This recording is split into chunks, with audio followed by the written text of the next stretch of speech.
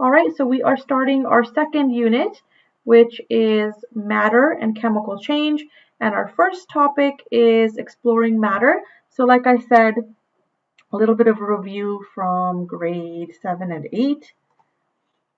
So firstly, when we start the chemistry unit, we do need to go over the Wimmis symbols. So we'll be doing that first as well. So chemistry, it's the study of the properties of matter and the changes that matter undergoes. But safety is first. One term that we do need to know here is caustic. That's an agent that burns or destroys living tissue. On the right-hand side here, we can see the Wimmis symbols that we are familiar with. We have compressed gas, flammable and combustible material, oxidizing material, corrosive material, poisonous and infectious material, causing immediate and serious toxic effects. Here we have poisonous and infectious material causing other toxic effects, biohazardous infectious material, and then dangerously reactive material. But there is a new Wimmis 2015 that has new symbols. So we're just going to play this video here. Okay, so next we have the particle model of matter. So you've been learning the particle model of matter since like grade 7, but we do add on as we learn more about the particle model of matter. So firstly is that all matter is made up of tiny particles. Second, each pure substance has its own kind of particle, and it's going to be different from the particles of other pure substances. So for example, gold, it's a pure substance. It's also an element in the periodic table. So it will have its own kind of particle, which would be different from, let's say, oxygen. Oxygen would have different kinds of particles than the gold particles. Particles have spaces between them, and particles are always in motion. Speed does depend on temperature. So speed of the particles will increase when the temperature increases, and speed of the particles will decrease when the temperature decreases. And number 5 is that particles in a substance are attracted to one another.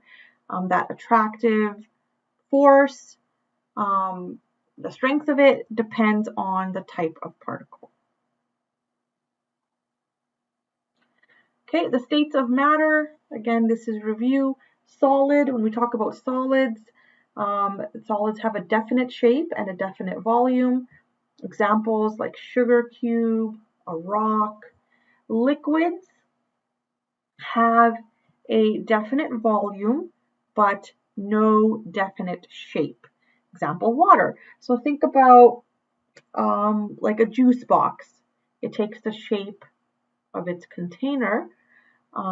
If you spill the juice box on the floor, it will have a different shape. So no definite shape, but the volume of it will be the same, right? A juice box has what, maybe 355 milliliters of juice. So if you spill it on the ground or the floor, it'll still be that much volume, but the shape has changed. Gas does not have a definite shape, does not have a definite volume. An example of a gas is oxygen.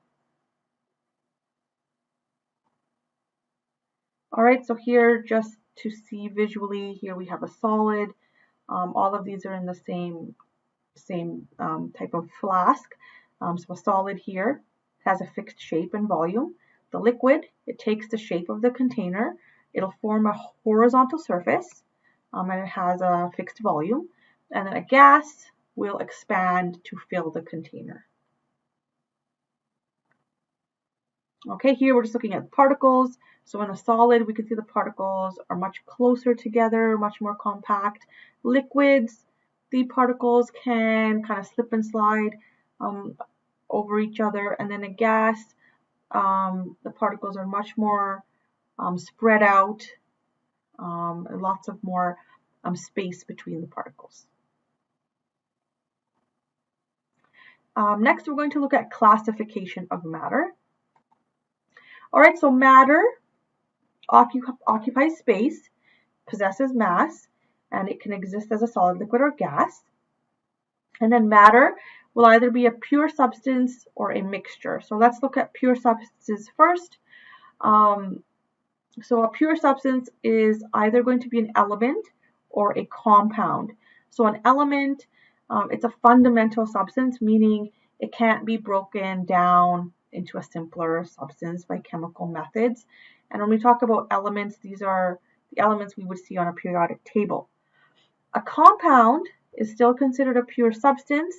A compound is a substance that's made up of two or more elements in fixed proportions.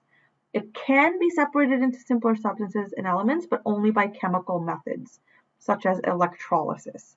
So for example, water, which is H2O, it's a compound, and it's still under a pure substance.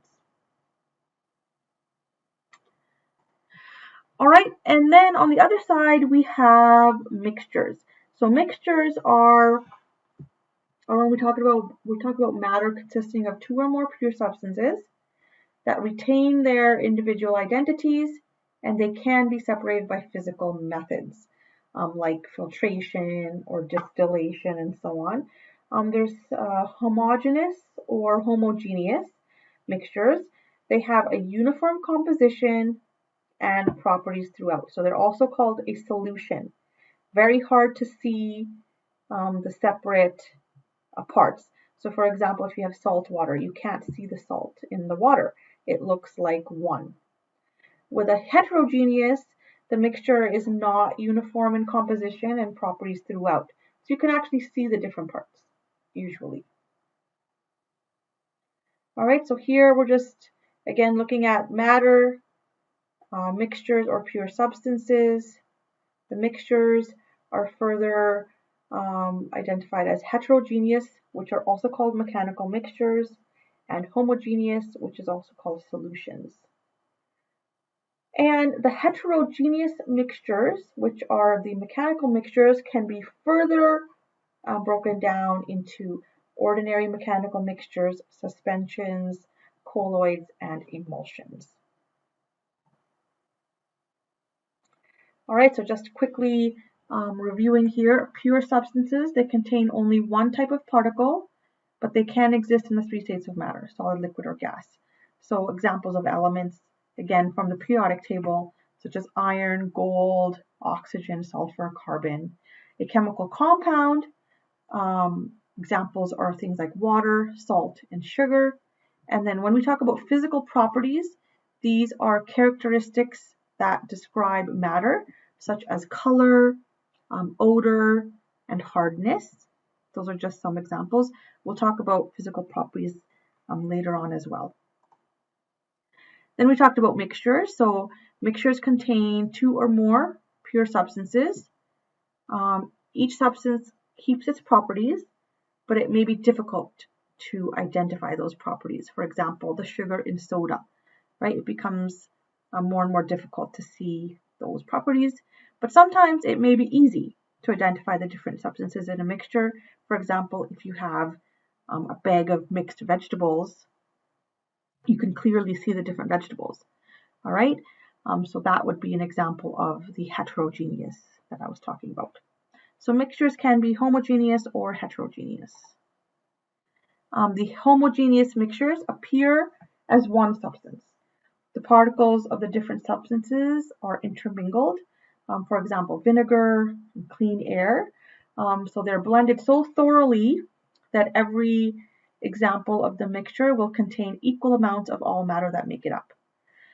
So every part of the mixture is the same. And like I said, homogeneous mixtures may also be solutions. It's still a homogeneous mixture of two or more pure substances. And what's happening with the particles of the components, they're slipping in between each other in an even distribution throughout the entire mixture. So for example, if we have a solution of water and sugar. So next are heterogeneous mixtures. These contain 2 or more materials that are still visible, so you can see the different parts. So heterogeneous, it means made up of parts or mixed. So it is also called a mechanical mixture. So in a heterogeneous mixture or in a mechanical mixture, 2 or more parts can be seen. Then the different kinds of particles stay together. So for example, soil, blood, concrete, the salad bag we talked about. And we have in-between mixtures. The first one we'll talk about is suspensions. So it can be difficult to determine if a mixture is homogeneous or heterogeneous. A suspension, it is a heterogeneous mixture where the particles are settling down slowly after mixing. So for example, tomato juice, here Italian dressing, orange juice, that natural fruit sediment may eventually settle down to the bottom. And also, if you used a filter paper, those suspended particles will be large enough to be trapped by most fine filters. Next is a colloid. This is a heterogeneous mixture in which the particles do not settle. For example, hair gel and clouds. Colloidal particles are usually small enough that they will pass through most common filters. And then we have emulsions. This is a mixture in which droplets of fat are prevented from joining together by an emulsifying agent.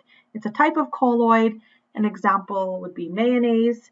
The emulsifying agent, it's often a protein that's preventing the droplets of fat from joining together. All right, so I'm going to pause here. We have a couple videos to watch.